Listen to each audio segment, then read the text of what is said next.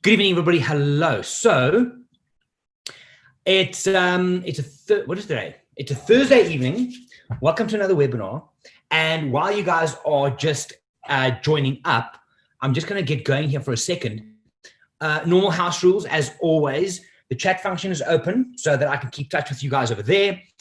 And the Q&A will be open throughout this. So with this kind of webinar, and what we're going to do one more time is we are going to be looking at how to see wildlife images, but we'll get to that in a little bit. So for those of you that did try and join me last night, Zoom crashed on me. So I was ready and literally I hit start and it was gone. So I just hope it holds. I don't know what's wrong. I have sent a message to the people that was on there and I will be in touch. I'm just swinging dates and stuff around, but glad to be back and it seems to be working all good. So quick one for me in the chat function, please. How many of you guys were on this webinar, the first version of it, where we kind of spoke about how to see wildlife images? Just to give me an idea, please. Okay, and yes, Serena, no, just so I can have an idea, because I might reference some of it. Vic was there, yeah. Yes, yes. Elizabeth with no. Hey, ladies, how's it going? Okay, so a couple of you have been, that's amazing. So what we're going to do is we're going to go into Lightroom, and I've selected very different sequences of images. Now, like I said last time, I think there are two places where a lot of photographers fall down, where they make the mistake of, number one, actually there's more, but it's in the field. It's seeing the moment in the field and recognizing when to actually click the button.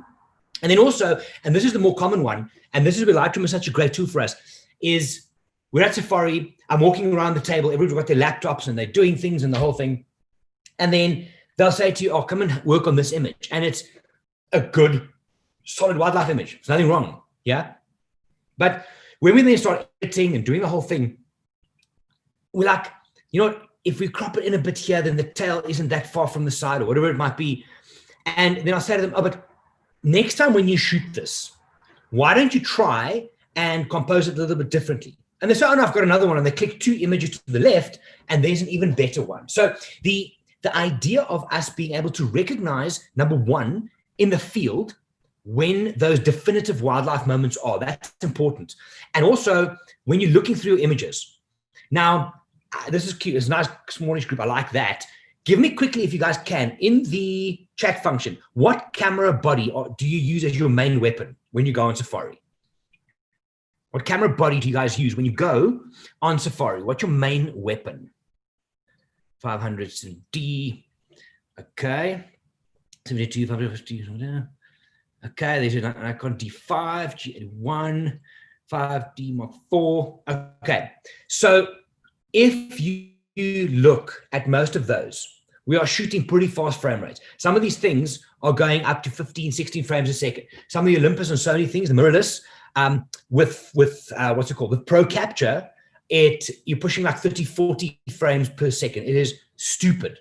So it's quite understandable that if you see a sighting and you go grrr, in your head, you think, oh, there's 2 or 3 moments that are captured, but there's a whole sequence. And now you have to choose the right one.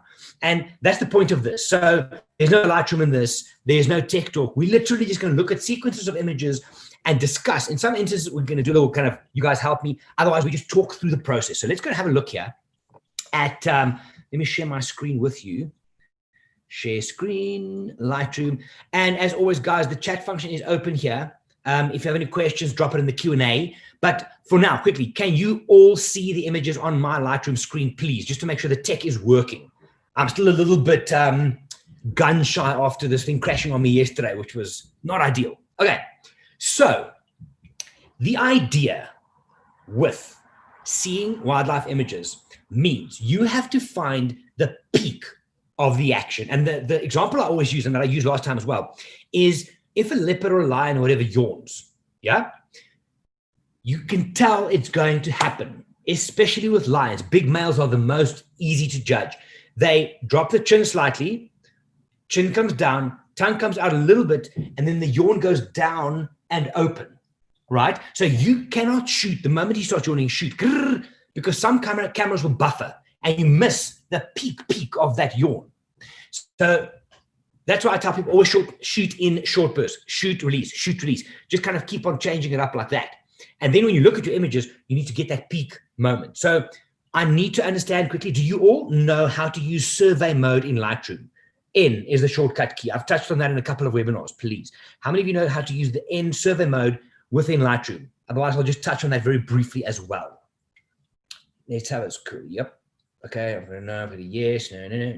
Okay, so I'll just touch on that very briefly as well. It's a beautiful, beautiful way for you to sift through and start seeing wildlife images. So what I'm going to do here is I'm going to start with a pretty, a pretty common scene of a leopard coming down a tree. Okay, now there's a lot of factors there.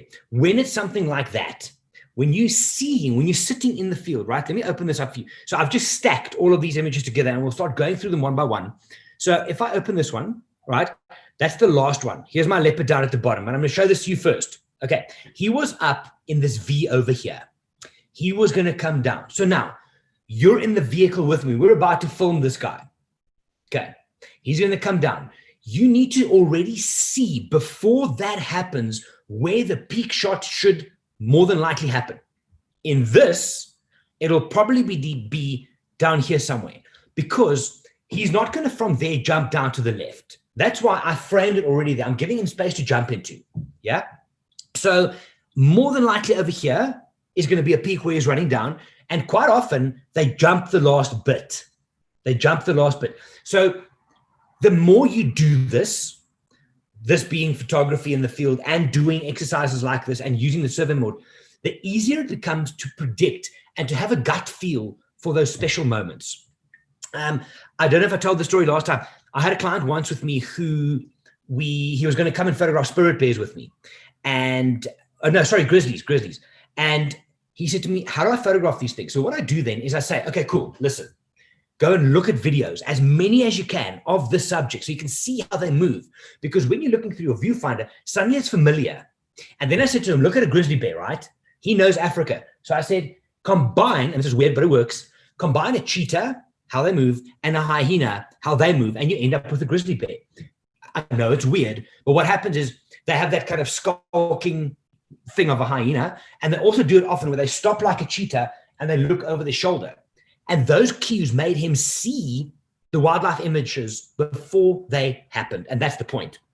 So let me open this and let's have a crack at this and see what those little details are. So for those of you that don't know, survey mode is a function where you select the first image in a sequence, right? You scroll to the last one in that sequence. There. You hold shift and you select the last one. So there's all my images now selected, and with them selected, you hit N on the keyboard. All right, so it brings it up like that. Now, you work in a deductive fashion. You are working backwards as you try and find the correct image. So I normally do it this way. I open the first one. So if I double click on the first one here, it'll open that big, and I can then use my arrow key and it'll only cycle through these images. When it gets to the last one, it goes back to the front. And I find it very, very helpful to just go click, click, click, click, go through. This is a big sequence, so we're going to do this slightly differently. But on anything under like 10 images, if you keep on clicking through and you just look at the screen, right? Eventually, you're going to find that there's something that keeps on attracting your eye. You need to train yourself to be more aware of that because it's important. That's a big deal, right? The biggest mistake I think that people make is they'll do something like this. Watch this. So they select this image and then they sit and stare at it. And they go to the next one and they stare at it. It's not going to change the longer you look at it, right? So the idea is the longer you start staring at this, it'll take us literally 3 weeks to process all of our images from one day if you're going to just stare at your images. So what we're going to do, I'm going to go back to N mode. I'm going to start from here. This is the last image. It's in front of the sequence here. So even in the small version here, you can see how my leopard's coming down the tree.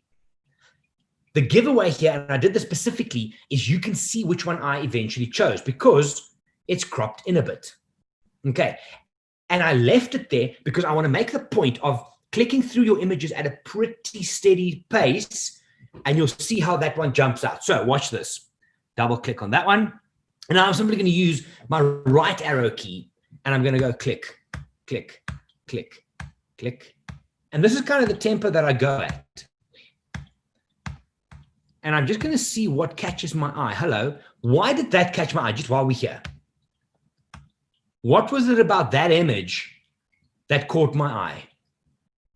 What do you think? Profile, cool, tell, 100%. Great course, really nice. So if you look at this one over here, I can zoom in for you a bit. Here, the tail is cool, which is cool, but there's still a bit of connection with the tree, right? On this one, it's coming away a bit, but watch this front paw. It feels like there's movement. That's a big deal. The next one could also work. Look at that. Okay, so this is reaching out here. Now, the reason I chose that one over this one is this makes me feel like he's falling, like he's blocking, where that makes me feel like he's walking, right? It's a funny thing. The more you work with these kind of things, the more scenes you see like this, you'll start getting used to what the paw feels most comfortable at. And we'll get to some other ones in a second. So let's just keep going here. Click, click. I'm going to pull back a bit. Also not bad. Click. Not bad. Here we go. So there's the jump. We knew this was going to happen. So when you were in the field, you should have been looking for this. Bum, bum. Okay. And there is a reach there. So let's go in here. And I'd like to know from you guys what you think. So let's call this, okay, not that. That's 1. That's 2. That's 3. Which one do you choose? That's 1. That's 2. That's 3. Which one would you choose? Number 1, number 2, and number 3. Okay, I've got a 3, I've got a 1, I've got a 1. There you go again. That's 1. That's 2. And that's 3. Okay, so nobody's voted for 2. Why not? If I could wager a guess, I think both legs are behind each other. So the definitive wildlife moment here, subconsciously to me, it looks like he's got one leg. There, at least, there's the little bit of the foot movement action. And on this one, he's connected. I can see both legs, and it's a beautiful long line, which mimics the tree. Let's go on a bit. There he's off. See, now that looks like he's trying to do a handstand or pee backwards on the tree or something. That makes me, as someone who looks for animal movement, pretty uncomfortable because it doesn't make me feel great. Whereas these ones, there's a certain, that's what a leopard should do. A leopard shouldn't be in this position. Right. So again, there it looks like he's doing a full face plant. No, looks like he's maybe having a poo or something. So that's just, this could almost be interesting, but now there's too much subject separation issues there, and then off he walks. So how I would do this again is I would go to my first one I would then click there, and I would now at full screen just go through once or twice. So now you've seen them a couple of times. Now you can start deciding, okay, where are there cool things happening? Okay, there's the crop. So I also quite like, which one spoke to me? This also speaks to me somehow. Yeah. This little tail coming up and down, the foot position. Foot position for cats, huge, always, right? So I would then, and literally go forward and back and start seeing at what point. So what I'm seeing here now is this here is very dynamic. Look at that. Okay, but now I see the front feet. So just look at it with me. Look at this area as I go from there. Do you see what I'm seeing? This here is beautiful, but the front doesn't work.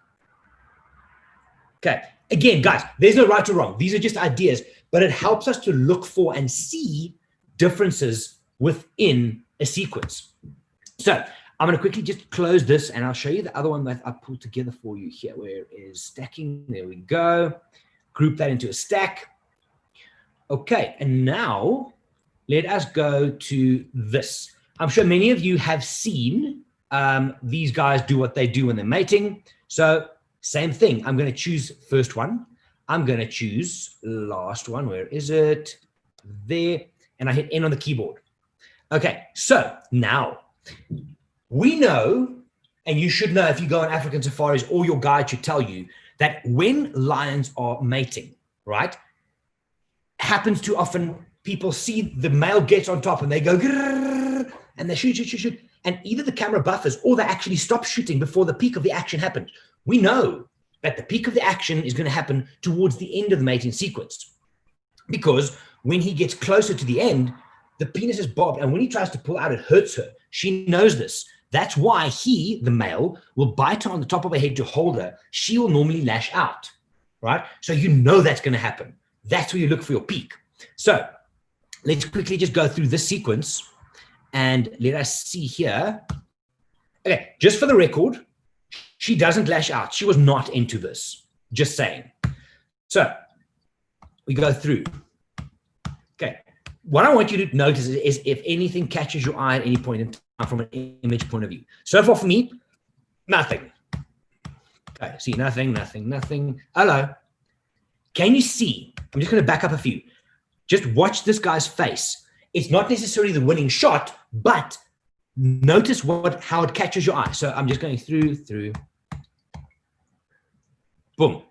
That is the effect that I want you to look for when you look through your sequences. So now suddenly it's like, ooh, okay, but now we keep going. Small differences, yeah? If you do it like that, it looks like she's scratching her head on his teeth. Okay, we keep going. Okay, getting intense, which is quite nice. That's interesting, yeah? More kind of face value. Keep going. Now here, this for me, animal behavior-wise, it doesn't look as aggressive as that. And those are big things because, guys, we know this. People watch a video or a wildlife video and they can see the sequence play out. You have one shot to show them the entire thing. So if you had to watch this, if I put just these two next together, I'm going to show you here. So if I put, let me choose that one. Let me choose, where's that first one? I liked that one. Choose the first one and just like a couple like that. So now if I do this, right? Quickly in the chat for me, choose. That's 1, that's 2, that's 3, that's 4. Which one would you choose out of those 4? 1, 2, 3, and 4. Got some ones. I've got a 2, yeah. Why is nobody choosing 3 and 4? 4, eye contact. Ah, there we go. So he's kind of looking at you. I've got a 3. There we go. 1. Okay, so let's quickly dissect those just a little bit deeper. So this is number 1. And in number 1, I like the face initially because as we went through the static one, suddenly, oh, there's a face. But now, if I go to the next one, can you see the difference? It's huge. Guys, when you look at images individually, it doesn't seem like such a big deal. But when you start comparing the details and looking just at this, let's try it at this level. Right, and we just back it up a touch to, let's go half there. All right, if I'm this close, right, the small things matter. Small things matter. So that looks the most aggressive, but there's no personal contact here. So the definitive wildlife moment of me feeling like I'm part of it, not there. Here he's starting to get more forward. And now suddenly he's looking forward and I like the eye contact, but it's like he's smelling something ugly. That's what I'm feeling when I look at this, right? And there it kind of calms down. Now, normally at this point, the female would start growling and she would jump back. That's what I was waiting for. It never happened in this. Therefore, I have to work with what I have and choose out of that particular sequence. Okay. I wanted to just do something very, where is that one now? Okay, another long one. So this is a sequence of a roller trying to swallow a grasshopper that's about its same body weight. So I'm gonna go there and in. Okay, so now if you look at that, you think, oh my goodness. And literally, guys, I've seen people on safari, they'll do this, they'll pull it up and think, I'm gonna go for that one. Because they're all pretty similar. No, they're not. Details matter when it comes to the seeing a wildlife moment. So let's just flash through all of these quickly in the same fashion that we just open that. I need to go to fit. Just out of interest, these are a little bit underexposed because I was trying to push the shutter speed. Yeah. So underexposed gave me a far too shutter speed to freeze it. So if I start here, okay, can you play? There we go. And I start going through this. Now, the things you want to watch for in a sequence like this, you know already from here, dead image, no catch light in his eye, nothing. It's nothing. You want to look at the position of the eye. You want to look at the position of the grasshopper if possible, and also a connection. Quick one. Can anybody tell me what, when you see a scene like this, is the definitive moment you are waiting for? Because you know it's going to happen, because that's how these things feed. Lilac breasted roller. They eat, done. Serena's got it. Grasshopper in the air. The same goes for, what are those? Oh, man.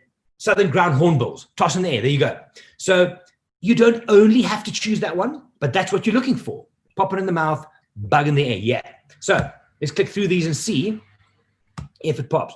Can you just watch the catch light difference? It's huge. Yeah. So if we just keep going. Oh, hello. Not bad. Close. And we keep going. Yeah, close. Keep going. Okay. And it almost went in, but not quite. I think he got rid of it again. Back out. Keep going. These are all nothing shots. Up. Did he throw it? No, he didn't. Hello. Close. And this is literally, you need to know what you're looking for. And you guys called it. You said toss in the air. So you're looking for that moment. Now, something like this on its ace could very well work. It's not necessarily the hero shot of this entire sequence, right? But if you have a portfolio, which we're talking about on Monday, or you have a SmugMug account or a website, I would save this as just a portfolio shot. Just keep it on the side. But it's not the hero shot we're looking for. And here he goes again. Close. We shot a lot of frames here. And he turned his angle and stuff. So literally, you just keep going until you find the correct one. And up we go again. So close. So close. And then he would do something like this. So now I'm going to challenge you to this. So let's say this is the biggest throw in the air that he would give me. Yeah. Which is not very high at all. I would say, right, where was that toss up? I actually took the other. So let's say that's the biggest toss up he gives us. And he gives us, because this is often you have to make these choices. And we think that the shot we have in mind might be the one that would. So look at this now. There's the toss in the air. We know that should theoretically be the shot. But photographically, which is the best shot out of these three?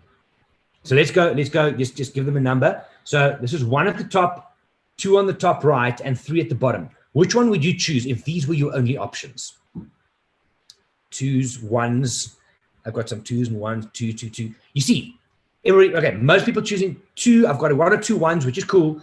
And there's still three. Is it three? Okay, that's cool. I was waiting for that. So this is the thing. And when we talk on Monday, I'm doing a webinar on choosing your kind of top wildlife images. Don't get stuck. Yes, you need to be able to see the moment before it happens, which is experience. It's watching movies. It's going through exercises like this. But in this situation, right, there's not a clear winner. Photographically speaking, this is probably the strongest one, number two, because of the catchlight in the eye. There's an argument there. But his prey isn't as amazing. This one, not bad. Yeah, not bad. But he looks like he's tired, which he probably was because he was spending like an hour to swallow this thing. And this here is so close. If there was a bit of catchlight here, big difference.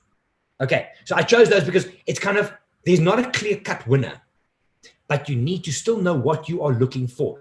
Again, I've seen people and they come back to the Masai Mara, to our camp. They come back, Tenke brings them the most amazing gin and tonic. They download, and then they just sit and stare at this image.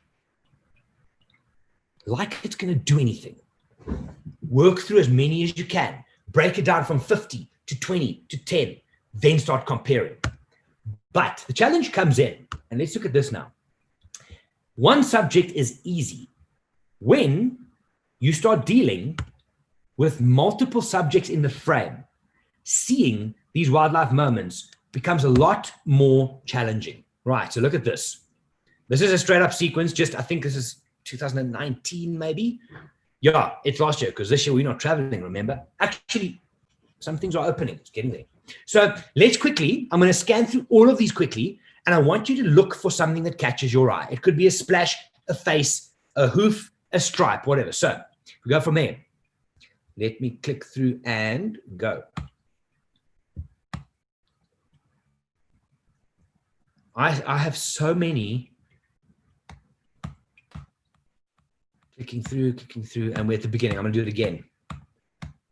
I want you to see if there is an image or two that catches your eye already. And guys, this is legit. This here is how I go through things at this speed, because there's already 2 or 3 that catches my eye. I'll tell you which they are.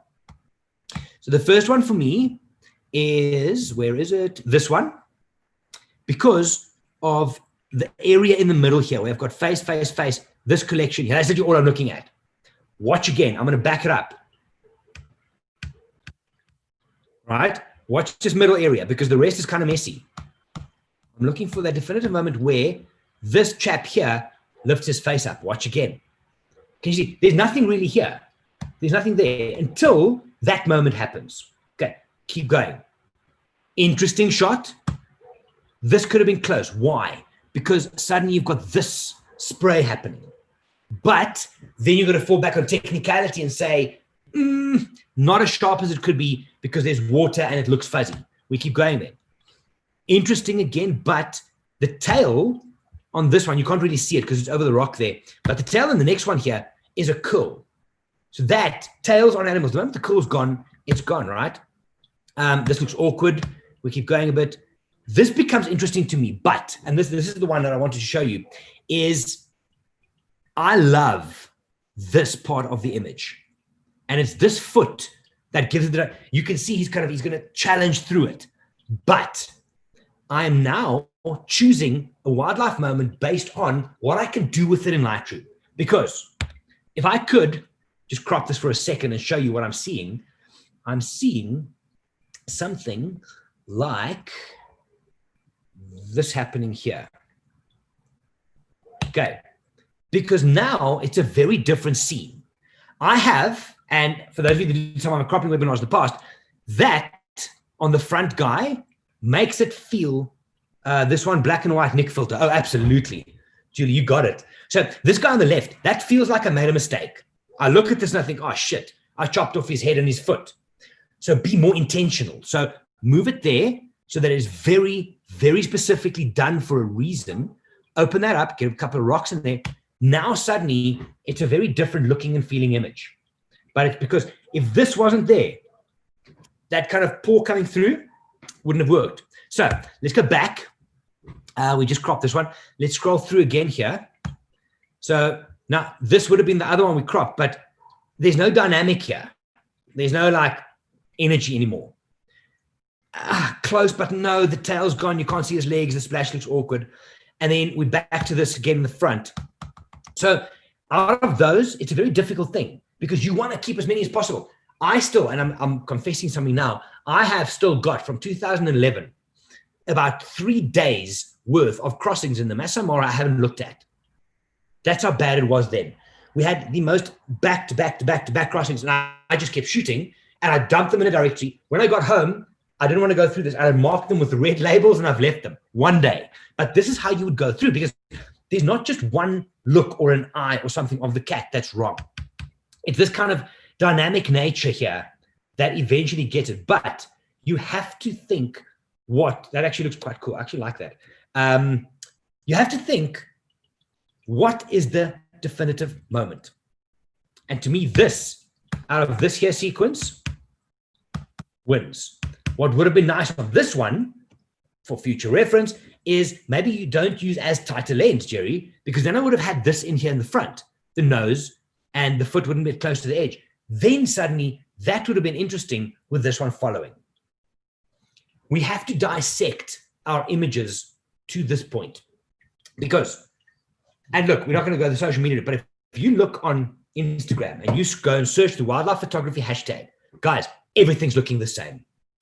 Everything's looking the same. Why do you think so many people are going to Reels now? They're posting short 15 to 30-second videos because they're getting more attention there because all the images are just looking the same. It's looking the same. So for us, and I'm assuming you guys as well because you're here, making sure that you put your best work forward, that you choose the best image, really is a very big deal. It's a very big deal. Okay, I'm going to come back to the zebbies in a little bit. I want to quickly take you to, just restack this one quickly. Stacking that into a group there. Okay, come back. I want to close you. Okay, I'm going to get to the slow shutter speed stuff in a second. Let's close my leopards. And now, even with something as simple as this, just before we go to the slow shutter speed, right?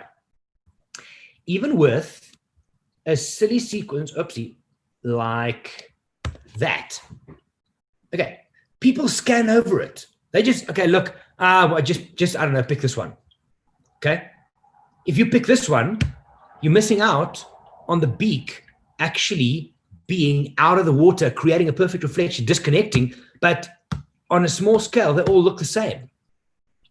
Yeah, the definitive moment. And the cool thing is with this, I almost call this a pelican. This flamingo here is also got the leg, that leg movement. The reflection is a bonus, but what makes it count in something as simple as this is the smallest little disconnect of the beak into the water. Small thing. Had to just put that one in there. Then we're going to look at Joni's images here in a second. This was also a pretty easy sequence that I wanted to just chat by you guys. So let me just flash through. There's 5. 1, 2, 3, 4, and 5. So we watched this lioness take down this warthog, and eventually she calmed down and she got it killed. Now she's deciding what to do with it. So there's basically 2 sets of images in this. There's the one where she's standing, 1, 2, and 3, and there's the 2 where she's laying down, 1 and 2. Now, the moment I look at a sequence like this, I know what this was, but I can't even make it out. So I would drop them immediately. Right? They just seem, it's not a great wildlife moment. It's not. Now, the main difference between these is the tail. Watch. 1, 2, and 3. So 1 for me, a little bit, too straight tail. So I would just choose between 2 and 3. And for me, I like the height, so I would go with that. This is how you need to break down your images. Guys, it's vital to get the best one out of a sequence. Too many times. Hey, Gerry, help me process this on Safari. Cool, here we go. John, listen, it would have been cool if you actually had the next frame. Oh, but I do. There it is, and it's much better. Choose the best frame to work on. It's a big deal. Now, how many of you do quite a bit of slow shutter shooting? Say that fast. Slow shutter shooting. Panning, motion blurs, and such. It's a great, great thing. Not much there. It's a great thing to play with, especially with a scene that you photographed a lot, like river crossings.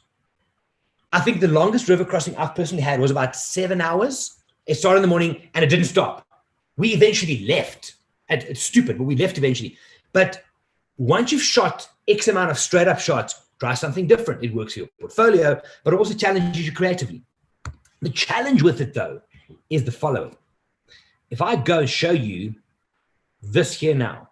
So, come on, open up. If I select the first one, and I left my main one in, I'll show you why. So, that would be the zebra crossing I showed you earlier on, right? We kept shooting them for about half an hour, 40 minutes, and then it's like, okay, cool, I think I've got enough zebra splashing in the water. Let me take my shutter speed way down and play. Right? Some intentional camera movement, some motion blurs, some panning and stuff. So this becomes interesting because now you have to look through images that look weird. That's what I'm seeing when I see that. But I'll show you. Okay. So you kind of go through this. I like that immediately. And now you're looking for, that was cool. Now you're looking more for abstracts and patterns that speak to you. But again, okay, so this loses me. I've got there's no moment for me here, and I can't even see what it is. So I would go through these again and again, and eventually there's one that I like. So let's say I like that one, right? I do actually because of the streaks up. Don't judge, especially with creative work. A definitive wildlife moment on slow stuff when you haven't pulled the full potential out of it. Watch here. You're seeing this, right? So what in my mind, what I'm getting to when I start looking at things like this is, let's go 69 again on this, pull that in maybe to there, better. And when you then start playing with things over here, right, suddenly you end up, it's got quite dark on that. Okay, so in an instant, you've gone from that to that. But still, this was the moment. So a moment does not necessarily have to be a foot or a yawn or a tail or a splash of water, right? It can also be out of, thanks, Tim. It could also be out of this. There could be something else. So let me just show you what I'm also seeing here in these. So if I go from, I'm going through these as like, yeah, it's a bit of a waste. There was one here that spoke to me. I think it's this. Because now suddenly I'm seeing a moment, I'm seeing, and see if you can watch, if you can see this. I'm getting like this S-curvy pattern happening through here. Watch. I can show you through this. So what I'm seeing is I'm going to crop this, and it is a definitive moment for me because this, if you've seen a river crossing, sorry, just quick one. Who's seen zebra cross the Mara River, please? Just quickly in the chat. Because they never, Elizabeth, yeah, you did. Vic says, yes. They never stand still. So now, and maybe I must maybe go back on this creative thing for a while. To shoot what you see is one thing. If you watch them at the edge of the water, it's mayhem. It's forward and back. It's nervous. It's one runs, they all run and splashing. So there's this nervous energy that does this. So why not try and photograph that? And that's how I got to this. Slow it down and let them do it for you. But when I'm looking through all these images, right? When I'm looking through them, come on.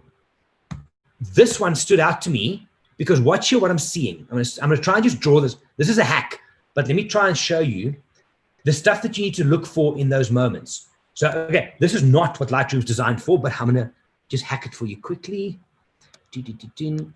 So I'm gonna turn auto mask on, which I never do. Don't worry about it. I'm gonna give flow and density. This is a very different discussion, but I'm just using this. So when I see this, this is working. Yeah. So when I see this here, this picture, this got my eye. That line.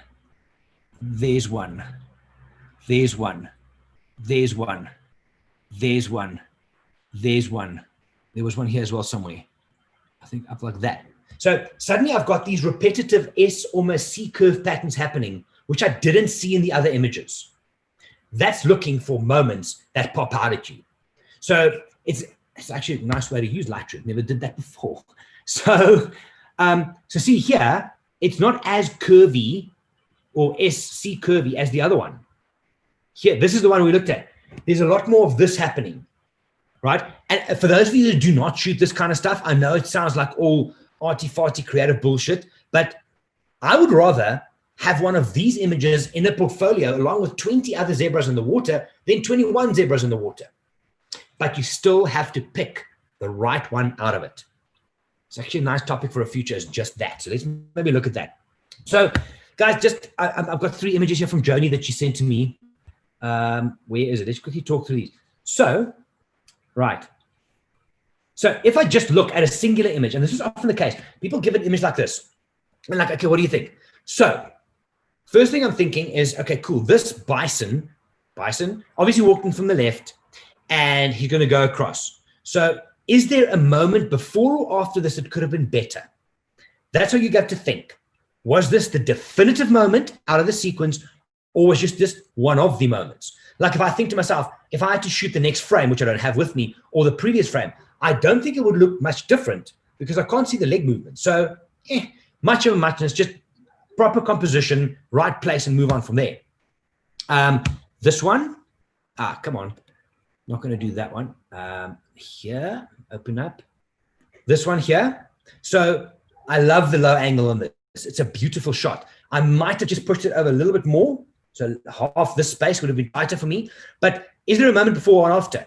What I would have liked to see if this was a sequence is, did this tail flick in a different manner? Because now it looked like he's got a little rabbit tail, right? Did the tail flick? Did it go up or down, or whatever? That could have been an interesting moment to see. And also, even though he looks like he's half asleep here, did he move his head around? Even if he tilted his head, because the energy from him is going flush to the right now, is if he turned his head just a little bit this way. Those are the things I would look for in the before and after. Okay, this one as well. Again, I like the trail of water coming in. I might have pushed him just a little bit to the left to give him space to look to the right, but obviously looking at something. So the seeing of the definitive moment would be him walking, and then when any kind of prey species gets nervous, they do the neck up. So is there a frame before or after where this neck is even more stretched, where it's that extreme of the moment? This could be, and look, if there is, I don't know. Is there a moment where it's higher or lower? Because that would be like the lion yawn being there, not there. You want to, with your one image, which you've got one shot, tell people and show them that is kind of absolutely. Charlotte's got it. Could be cool with more reflection, 100%. So yeah, I didn't even see that. Charlotte, good call. So this could have been with a reflection, move him up composition-wise, or it's actually a great call, Charlotte, is I would have then also looked at turning it into a portrait. That's what Charlotte did now, is seeing the definitive moment. And that would have been amazing. So Joni, if you do watch this, please tell me you shot this in portrait as well. Would be sick. Really, really nice. Okay, so that is just some ideas. It's a vital thing, guys. It is so important that when you put one image out, you only have, and in today's world, you have that amount of time to impress someone with your image. So make sure it's right. And then I said that you shouldn't do it. You shouldn't pick an image and just sit and stare at it. However, you want someone that when I'm scrolling here, scroll. I want to get to a point where, ooh, stop. Then I want someone to look at it. Little story just for us to wrap up. I was in the Kalahari Transfrontier Park once, well, a couple of times, many years ago, maybe 7, 8 years ago. And a photographer called Hannes Lochner, go and look him up, phenomenal photographer. He was doing a book project there, actually 2 or 3 book projects. And I actually did a YouTube interview with him. It was a great fireside chat. And the one day he says what he does. So in the bookstore, not the bookstore, the curio store at Tuarefiren at the camp, they've got his books there. And he said what pissed him off in no uncertain manner. Actually, I've got his book here. I can show you now. This is the one. Colors of the Kalahari. Go and look it up. It's amazing. So what he said really pisses him off, right? Is when some guy who's just come with his 4x4 all the way from Killiecrankie down gets there and they just do this. And they just scroll past his work without looking at it. So it's really cool. So the point is that he went through the detail, and this is you as well. When you put something out, make sure you've got the best, proper, definitive moment, because then maybe someone will stop and they will hopefully spend time looking at your image. You want them to spend time looking at your image. You don't want to do it while you're choosing. It's going to take too long. Anyway, guys, always fun. Nice one. So if you guys did sign up for the Nick one from yesterday, I do apologize again. The system crashed. Email coming your way soon with a new date on that. I am also releasing a Wild Eye blog on Monday with a load of new. I think there's about 22 new webinars all over the show. Some nice stuff coming up there.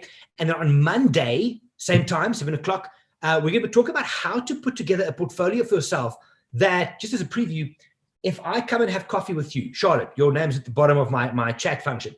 I come and have coffee with you and I say to you, listen, your last trip, please show me your images. Please, God, don't show me all 2,500 raw files. I also don't have time to look at your 150 image gallery. Show me the top 10. And then I say to you, okay, cool, that's fine, but show me your top 10 of everything.